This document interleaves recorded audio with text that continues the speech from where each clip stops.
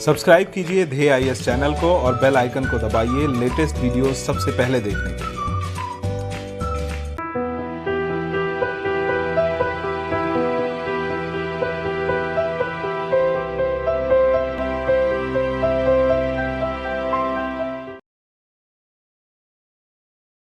नमस्कार, मैं सुनील वर्मा ध्येय आईएएस टीम की ओर से आपका स्वागत करता हूं ध्येय टीवी पर। हम बात करेंगे डेली करंट अफेयर्स के अपने प्रोग्राम पर, जैसा कि हम प्रतिदिन करते आए हैं। इस वीडियो में हम बात करेंगे शहरों की धंसने की समस्या। जी हां, आपने सही सुना, जो हमारे बड़े बड़े शहर हैं वह धंस रहे हैं, अर्थात वह जमीन में जा रहे हैं। तो समझेंगे आखिर ये शहरों में धंसने की प्रक्रिया क्यों होती है, इसके पीछे का साइंस क्या है, कारण क्या है और कैसे कुछ शहरों ने इस चुनौती का न सिर्फ सामना किया है बल्कि जो शहरों के धंसने की प्रक्रिया है उस पर लगभग लगाम लगाई है। लेकिन बहुत से शहर अभी भी क्या है, धंस रहे हैं, जिसमें हमारा एक प्रमुख शहर कोलकाता भी शामिल है। तो आइए हम इसको थोड़ा समझते हैं। पहले इसके हम जो वैज्ञानिक कारण है उसको थोड़ा सा समझेंगे। आपकी स्क्रीन पर देखिए, यहां पर आपको सॉइल प्रोफाइल दिखाया गया। सॉइल प्रोफाइल का मतलब है कि जिस मिट्टी पर हम और आप रहते हैं, जिस पर हमारा खेत खलियान है, उस ऊपरी परत से लेकर अगर हम नीचे तक जाएं तो उसमें जो परतें पाई जाती हैं, इसी को बोला जाता है सॉइल प्रोफाइल।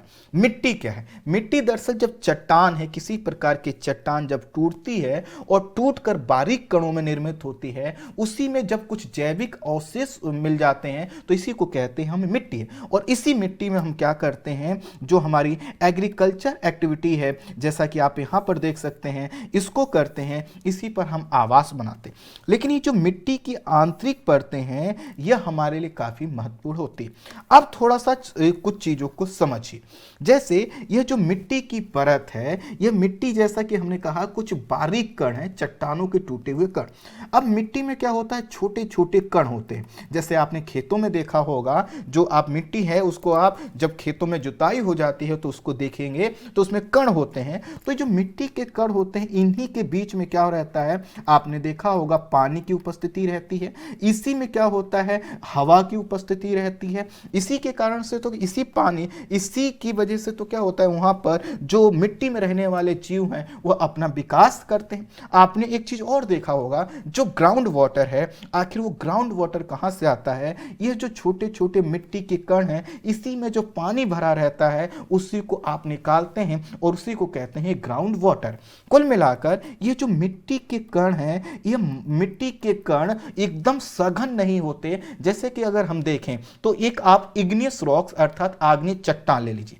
आग्नेय चट्टानों को देखेंगे तो काफी जो है कि उसके कण पास पास में होते हैं, और कण जब पास पास में होते हैं तो क्या होता है, भारी होता है। जैसा कि आप नीचे की तरफ देखिए, यहां पर आपको चट्टान दिखाए गए, पत्थर के टुकड़े, ये मिट्टी नहीं है। अर्थात कोई भी मिट्टी की प्रोफाइल देखेंगे, नीचे की ओर जाएंगे तो उसमें चट्टानें दिखाई देंगी। इन्हीं चट्टानों के टूटने से मिट्टी बनी है।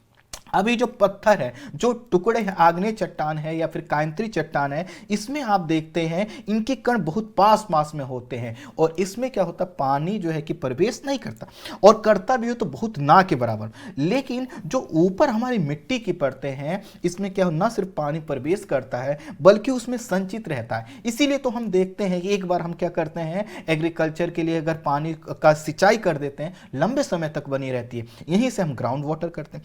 लेकिन सोचिए, कल्पना करिए कि यह जो कण है ये क्या हो जाए, एक दूसरे से चिपक जाएं, अर्थात इनके बीच का जो गैप है वह खत्म हो जाए। तो जब बीच ये गैप खत्म हो जाएगा तो क्या इसमें पानी प्रवेश कर पाएगा? अगर प्रवेश भी कर गया तो क्या उसमें रुक पाएगा? नहीं रुक पाएगा। कारण यह है कि जैसे आपको मैं एक बताऊं कि आपने देखा होगा जो डस्टर होता है, या जो आपने स्पंज देखा होगा, आप क्या करते हैं, स्पंज को पानी में डाल देते हैं। पानी में डाल देते हैं तो उसके बीच में जो छिद्र है, उसके बीच में जो स्पेस है, उसमें पानी भर जाता है, और आप जब उसको निचोड़ देते हैं फिर से वो क्या हो जाता है, फूल जाता है। तो अब देखिए, जो हमारी मिट्टी है, जैसे कि आप देखते हैं कि जो आपने सुना होगा, जो ब्लैक सॉइल होती है वो सेल्फ कल्टीवेटेड होती है, था उसमें स्वतः जुताई हो जाती। कारण क्या है कि दरअसल जब पानी, जो कोई भी मिट्टी है, जब उसमें पानी भरता है तो वह फूलती है, और जब उसमें पानी निकलता है तो सिकुड़ती है। जैसा कि इस मिट्टी को देखिए, जब मिट्टी सिकुड़ती है तो अब सिकुड़ने के क्रम में क्या हो रहा है, उसके कण पास में आ रहा है। तो जब कण पास में आएंगे इसका मतलब क्या है, उसमें जो पानी था, हवा था, वो निकल गया है तो सिकुड़ेगा। तो इसी के कारण क्या होती है, दरार उत्पन्न होते हैं। अर्थात जब मिट्टियों के कण एक दूसरे से समीप आते हैं, सिकुड़ते हैं, तो उसमें जो पानी है, जो हवा है, जब वो निकल जाता है तो कण पास में आते हैं। इससे क्या होता है, दरार पड़ता है। और ये जो दरार पड़ता है, ये इसका इंडिकेशन है कि मिट्टी में जितना पानी की मात्रा होनी चाहिए थी उतनी नहीं है। प्रश्न आएगा कि मैं ये क्यों बता रहा हूं? मैं इसलिए बता रहा हूं कि दरअसल यही मेन कारण है जिसके वजह से हमारे शहर धंस रहे हैं। हम क्या करते हैं, हम लोग क्या करते हैं, जो हमारी आवश्यकता है उसका बहुत बड़ा भाग हम ग्राउंड वाटर के रूप में निकालते हैं। अब जब ग्राउंड वाटर के रूप में हम पानी निकाल रहे हैं नीचे से, तो पानी की मात्रा जैसे जैसे कम हो रही है, मिट्टी के अंदर के जो कण है वो एक दूसरे से सिकुड़ रहे हैं। और जब मिट्टी का सिकुड़न होगा, और जो उसमें सिकुड़न होगा, तो उससे क्या होगा, मिट्टी धसेगी या मिट्टी बैठेगी, क्योंकि कण जो उसमें गैप था, जो कि पानी की वजह से बना था, पानी के साथ जो हवा थी उसके वजह से बना था, जब वो निकल रहा है तो मिट्टी की परतें क्या होंगी, दबेंगी, और इससे शहरों के धंसने की समस्या उत्पन्न होती है। यहां पर मैंने कुछ चीजें बताई हैं, आगे कुछ और चीजें बताऊंगा, टेस्ट के माध्यम से थोड़ा आगे हुए बढ़ते। यहाँ पर मैंने बेसिक कुछ साइंस की चीज़ें बताने का आपको प्रयास किया। हम जो ग्रीन हाउस गैस उत्सर्जित कर रहे हैं, उससे न सिर्फ वायुमंडल का तापमान बढ़ रहा है, बल्कि जो हमारा ओशन लेवल है, सी लेवल है, ये भी बढ़ रहा है। बीते 25 वर्षों में महासागरों ने जितनी गर्मी को सोखा है, अर्थात जितना तापमान को सोखा है, वह 3.6 अरब परमाणु बम के गर्मी के बराबर है। अर्थात जो हमारे महासागर जितनी टेम्परेचर को एब्जॉर्ब कर रहे हैं, सोख रहे हैं, वो या सोख चुके हैं पिछले 25 वर्षों में, वह उसका जो तापमान है वो इतना ज्यादा है जितना 3.6 अरब परमाणु बम को फोड़ने से ऊर्जा उत्पन्न हो। आप समझ सकते हैं कि कितनी अथाह जो है कि ऊर्जा और टेम्परेचर को महासागर ने अवशोषित किया। अब इससे क्या हुआ है, महासागर का तापमान बढ़ा है, और साथ ही साथ जो ग्लोबल हमारा टेम्परेचर वो भी बढ़ा है। इससे क्या हुआ, ग्लेशियर पिघले हैं, और ग्लेशियर पिघलने से जल स्तर बढ़ा है। आप कहेंगे फिर मैं जल स्तर वाला क्यों बता रहा हूं, दरअसल समस्या जो है इससे भी जुड़ी हुई है। आईपीसीसी की एक रिपोर्ट के अनुसार पिछले एक दशक में ध्रुवीय और आर्कटिक क्षेत्र के बर्फ के पिघलने से प्रति वर्ष 1.2 मिलीमीटर की वृद्धि हो रही है प्रत्येक साल, किसमें, ओशन लेवल में। और ये कहां से हो रही है, वह बर्फ जो ध्रुवीय और आर्कटिक क्षेत्रों में पिघल रही है, जबकि पर्वतीय बर्फ भी तो पिघल रही है, और इसके वजह से भी 0.77 मीटर जो है कि क्या हो रहा है, जो ओशन है, सी लेवल है, वह तेजी से बढ़ रहा है। अब इन दोनों की वजह से समुद्र तल तो क्या है, बढ़ ही रहा है, लेकिन समुद्र तल के बढ़ने के साथ साथ कुछ और चीजें हो रही हैं। दरअसल क्या हो रहा है कि जो हमारे कोस्टल ये वाले एरिया हैं, जो तटीय वाले क्षेत्र हैं, वह क्या है, न सिर्फ सी लेवल के ऊपर उठने से डूब रहे हैं, बल्कि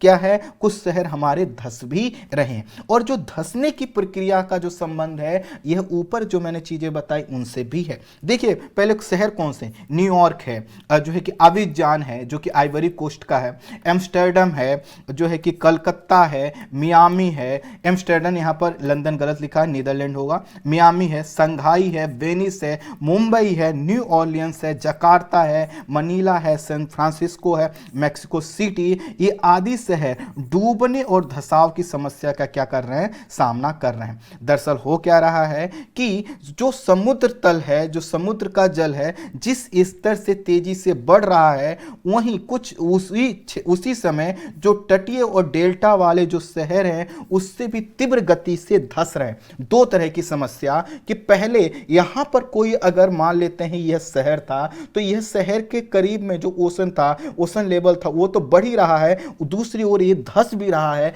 जिसके वजह से जो समुद्र जल स्तर में वृद्धि हो रही है, वह क्या हो रही है, भयानक रूप धारण कर रही है। हम अगर क्या करें, ग्लोबल वार्मिंग को नियंत्रित करेंगे तो इससे क्या होगा, जो सी लेवल ऊपर उठ रहा था वही रुकेगा, धसाव की समस्या नहीं रुकेगी, क्योंकि धसाव की समस्या का जो संबंध है वह ग्राउंड वाटर से है। बीते 100 साल में अगर हम देखें तो बैंकॉक जो है 1 मीटर से ज्यादा धंस चुका है, संघाई 2 मीटर से ज्यादा धंस चुका है, पूर्वी टोक्यो 4 मीटर से अधिक जो है कि धंस चुका है या फिर वह नीचा हो चुका है। सबसे ज्यादा जो खराब स्थिति है इंडोनेशिया की राजधानी जकार्ता का है, और यह माना जाता है कि जिस तरह से वो शहर जो है कि धंस रहा है या डूबने की प्रक्रिया हो रही है, दोनों प्रक्रियाएं साथ साथ चल रही हैं। अगर आप जकार्ता इंडोनेशिया की लोकेशन देखेंगे तो चारों तरफ समुद्र है, इसके वजह से क्या हो रहा है कि एक तरफ ओशन लेवल बढ़ रहा है जिससे कोस्टल एरिया डूब रहा है, दूसरा शहर नीचे की ओर भी धंस रहा है। यह माना जाता है 2050 तक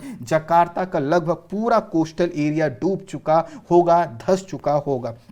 विश्व की आपको पता है अधिकांश जो आबादी है पीने के पानी और घरेलू कार्यों के लिए जमीन से पानी निकालकर प्रयोग करती है। अगर इसको परसेंटेज देखें तो कई देशों में 40% से लेकर ये 90% तक जो निर्भरता है ग्राउंड वाटर पे है। ग्राउंड वाटर निकालने का मतलब है कि जो भूमि से हम पानी निकाल रहे हैं तो पानी ने जो मिट्टी को फुलाए हुए रखा था उसको ऊपर उठाए हुए रखा था, अब वह पानी जब बाहर आएगा तो मिट्टी क्या करेगी, उसके बीच के जो कण है एक दूसरे के करीब आएंगे, क्योंकि कणों में तो स्पेस रह नहीं सकता, जब आएंगे तो क्या होगी, धसाव की क्रिया हुई। जमीन के अंदर पानी और हवा होने से, जैसा कि हमने बताया जमीन को सिकुड़ने से क्या होता है, पानी और हवा बचाते हैं। जब हम अधिक मात्रा में पानी निकालते हैं, अर्थात इतना पानी जितना कि रिचार्ज भी नहीं हो पा रहा है, तो उससे क्या होता है, हवा और पानी बाहर आ जाता है और एक खाली जगह वैक्यूम क्रिएट होता है, और वैक्यूम की कंडीशन में मिट्टी के कण एक दूसरे के करीब आते हैं, जमीन सिकुड़ती है और धसाव की समस्या उत्पन्न होती है। और धसाव की जो समस्या उत्पन्न होने से क्या होता है, जो हमारे शहर हैं वह धंस रहे हैं। एक बार जब मिट्टी सिकुड़ जाती है तो क्या होता है, जब मान लेते हैं कि पहले एक मिट्टी थी उसमें पानी था, आपने उसमें पानी निकाल लिया, अब कहेंगे ठीक है बारिश होगी तो क्या हो जाएगा, फिर से उसमें पानी हो जाए, लेकिन ऐसा नहीं हो। एक बार जब मिट्टी सिकुड़ जाती है तो बारिश का पानी अंदर तक तो जाता है, लेकिन चूंकि उसमें कणों में इतना स्पेस नहीं है, इसलिए उतना ज्यादा पानी वहां पर रुक नहीं पाएगा। इससे क्या होता है, जो रिचार्ज होने की रेट है वह कम हो जाती है, और जो आपने पानी निकाला है उसकी जगह दूसरा पानी नहीं निकल पाता, क्योंकि दूसरी बारिश से पहले ही जो मिट्टी के कण क्या हो चुके हैं, सिकुड़ चुके हैं, क्योंकि आपने पानी निकाल लिया। अर्थात एक तरफ से अगर हम पानी निकालते और दूसरी तरफ से रिचार्ज होता रहता तो कोई दिक्कत नहीं, लेकिन हमने क्या किया, पानी निकाल लिया, वर्षा के ऊपर निर्भर हैं कि क्या होगा, जब वर्षा होगी तो अपने आप वाटर ग्राउंड वाटर रिचार्ज है, लेकिन उस बीच क्या हुआ, मिट्टी जो है कि सिकुड़ चुकी है, अब बारिश की पानी होगी भी तो बहुत धीमी गति से नीचे जाएगी और मिट्टी उतनी नहीं फूलेगी, अर्थात जो सिकुड़ चुकी मिट्टी है वो दोबारा उस कंडीशन में नहीं आ पाती है। और इसी के कारण क्या होता है कि जो हमारे जमीन धंसने की प्रक्रिया है यह हमेशा सतत रूप से चलती है। कुछ क्षेत्रों में यह मंद गति से, लेकिन कुछ क्षेत्रों में क्या है, तीव्र गति से चलती है। इसीलिए जब भी हम पानी का दोहन करते हैं तो हमें यह भी समझना होगा ये जो पानी आ रहा है कहाँ से आ रहा है, क्या हमने उसको रिचार्ज करने के लिए क्या हमने कुछ उपाय किए हैं। धसाव की समस्या उन क्षेत्रों में ज़्यादा गंभीर है जो दलदली क्षेत्र हैं, जो बालू वाले क्षेत्र हैं, क्योंकि ऐसी भूमि में पानी निकालने से तेजी से क्या होती, मिट्टी सिकुड़ती है। और यह क्षेत्र सबसे बड़ी बात यह है कि यहाँ पर जो यह दलदली क्षेत्र है इसमें क्या होता है, सिकुड़ने की रेट भी ज़्यादा होती है। दलदली क्षेत्र का मतलब यह ऐसी जो मैदानी क्षेत्र का मतलब क्या है कि वह जो मिट्टी है मुलायम है, उस मिट्टी के अंदर पानी की उपलब्धता है, और वह क्या होगा, जब पानी आपने उससे पूरा निकाल लिया तो मिट्टी तेजी से सिकुड़ेगी, और जब तेजी से सिकुड़ेगी तो धसाव की क्रिया क्या होगी, तेजी से होगी, और धसाव की क्रिया तेजी से होगी तो यहां पर यह जो क्षेत्र है यहां की मिट्टी इतनी मजबूत नहीं है कि उस धसाव को सहन कर पाए। बिल्डिंगें क्या हो जाती हैं, कोलैप्स हो जाती हैं। आपने देखा होगा बिल्डिंगें जमीन तक में चली जाती हैं, ऐसी कई मूवी में दिखाया चुका है, लेकिन अब ये क्या है, हकीकत बनता जा रहा है। कुल मिलाकर जितने भी हमारे कोस्टल एरिया हैं, मैं आपको एक मैप दिखाता हूं, इसके माध्यम से चीजों को आप और समझ पाएंगे। जैसे आप इस मैप को देखिए, इस मैप को देखेंगे तो जो भी एक कोस्टल एरिया आपको दिखाया जा रहा है, इसको देखिए, ये जो कोस्टल एरिया है इसको ध्यान से देखिए, आप यह वाले जो क्षेत्र हैं इनको ध्यान से देखिए, अर्थात जो तटीय क्षेत्र हैं, इन तटीय क्षेत्रों में अगर देखेंगे तो आपको पता चलेगा कि दुनिया की सर्वाधिक जनसंख्या क्या होती है, निवास करती है। और यह जितने भी दलदलीय क्षेत्र हैं, इन सभी दलदलीय क्षेत्रों से हम ग्राउंड वाटर का तेजी से क्या कर रहे हैं, निष्कर्षण कर रहे हैं, उसका उपयोग कर रहे हैं, जिसके वजह से इन क्षेत्रों में क्या हो रहा है, जमीन के धसाव की क्रिया हमें देखने को मिल रही है। अगर एक पठारी क्षेत्र है तो वहां पर इतना जो है कि धसाव की समस्या नहीं उत्पन्न होगी, क्योंकि पठारी क्षेत्र में पानी भी कम था और उस पानी भी आप कम निकाल पाएंगे, और उसके जो कण है पहले से क्या है, मजबूत है, एक दूसरे के पास में है। लेकिन जब हम मैदानी क्षेत्रों में ऐसा करते हैं तो समस्या विकराल रूप धारण कर लेती है। पीने के पानी के लिए यूरोप में 75% जो निर्भरता है भूजल पर है। एशिया के क्षेत्रों में भी देखेंगे तो लगभग परसेंटेज आपको यही दिखाई देगा।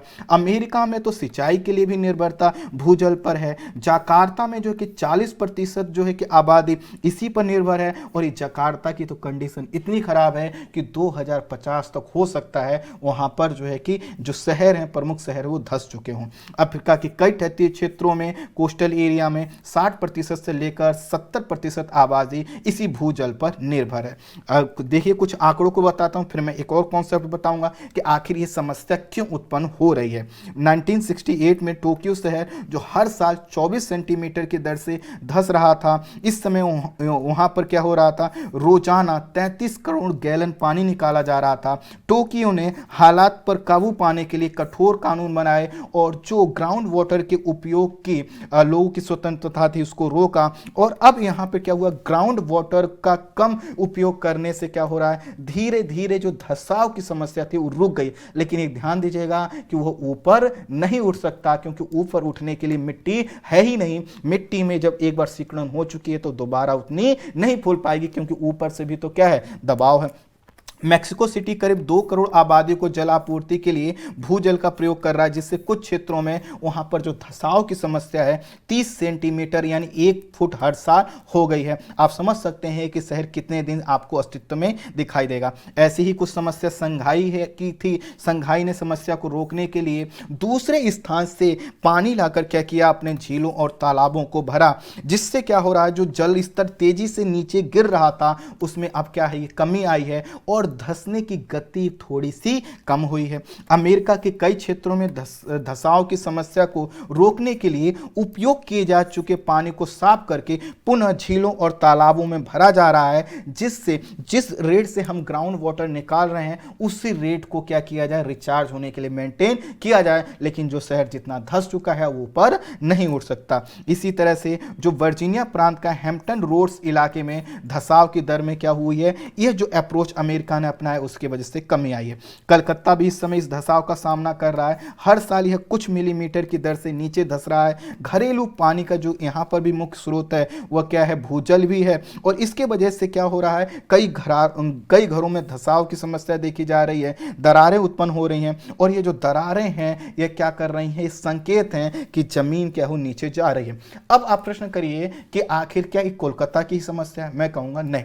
जितने भी हमारे बड़े शहर हैं, खासकर आप दिल्ली को देख लीजिए, कोलकाता को देख लीजिए, मुंबई को देख लीजिए, अन्य शहरों को देख लीजिए, इनमें हुआ क्या है कि हमने जो नदियां हैं उन नदियों में क्या किया है, प्लास्टिक के प्रदूषण डाले हैं। हमने नदियों के जो वाटर फ्लो था उसको रोक दिया है। हमने नदियों के जो क्षेत्र थे उसका अतिक्रमण किया है। हमने अपने तालाबों को बंद कर दिया है, झीलों को बर्बाद कर दिया है। जो हमने कंक्रीट के जंगल बनाए हैं, अर्थात जो हमारे खाली जमीन थे, घास के मैदान थे, पेड़ थे, बगीचे थे, उनको समाप्त कर दिया है। इनसे क्या होता था, रिचार्ज होता था। तो दरअसल जहां जहां पर ग्राउंड वाटर नीचे जा रहा है, हर वह शहर पर क्या है, समस्या बन रही है। हाँ, चूंकि कोलकाता, मुंबई का नाम इसलिए ज्यादा आ रहा है क्योंकि यह क्या है, कोस्टल एरिया वाले क्षेत्र हैं, इसमें धसाव की समस्या तेजी से देखी जा रही है। लेकिन यह समस्या सभी शहरों के लिए आएगी, अर्थात यहां पर जो ग्राउंड वाटर का कम होने के जिस रेट से क्या हो रहा है, ग्राउंड वाटर कम हो रहा है, उसी रेट से शहर में धसाव की भी समस्या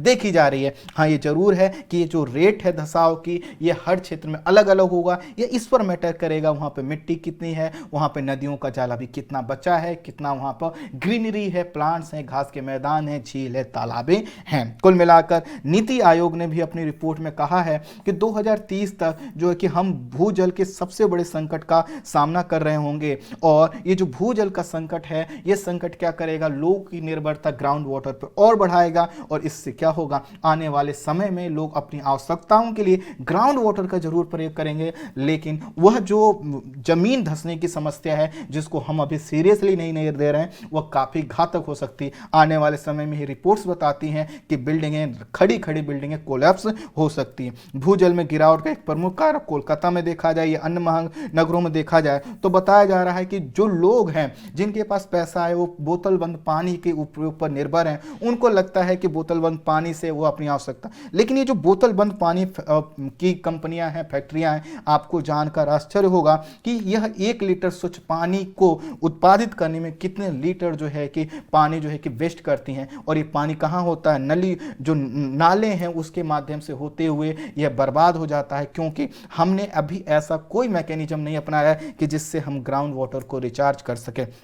दलदली क्षेत्रों में कृषि करना चूंकि आसान है, इसी के कारण कई जगहों पर देखा गया है कि कृषि कार्य के लिए भी 20 से 50% जो ग्राउंड वाटर पर डिपेंडेंसी है वह बनी हुई है। और इसके वजह से तेजी से जितने भी कोस्टल एरिया हैं, जितने भी हमने बड़े शहर बताए हैं, वहाँ पे खाद्य आवश्यकताओं की पूर्ति करने के लिए कृषि उत्पादन कार्य किया जा रहा है। और उस कृषि उत्पादन कार्य से क्या हो रहा है, जो ग्राउंड वाटर है तेजी से हो रहा है, मिट्टी की परतें सिकुड़ रही हैं, और सिकुड़ती हुई मिट्टी की परतें धसाव की समस्या को उत्पन्न दे रही। आई होप आप समझ पाए होंगे कि शहरों के धसाव की समस्या क्या है। इस वीडियो में इतना ही। Thank you so much.